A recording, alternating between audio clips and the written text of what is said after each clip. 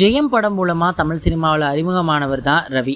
துவக்கத்தில் அண்ணன் ராஜாவின் இயக்கத்தில் தெலுங்கு ரீமேக் படங்களில் நடித்து வந்த ரவி ஒரு கட்டத்தில் மற்ற இயக்குநர்களின் படங்கள்லையும் நடித்தார்.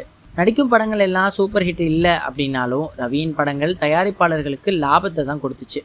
ஆர்த்தி என்பவரை காதலித்து திருமணம் செய்து கொண்டார். ஆனால் அவரோடு ஏற்பட்ட கருத்து வேறுபாடு காரணமாக அவரை பிரிவதாக சமீபத்தில் அறிவித்தார்.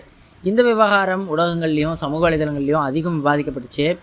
ஆர்த்தியின் மீதும் அவரின் அம்மாவின் மீதும் ரவி அடுக்கடுக்கான புகார்களை சொன்னார். ஆனால் அதையெல்லாம் ஆர்த்தி மறுத்தார்.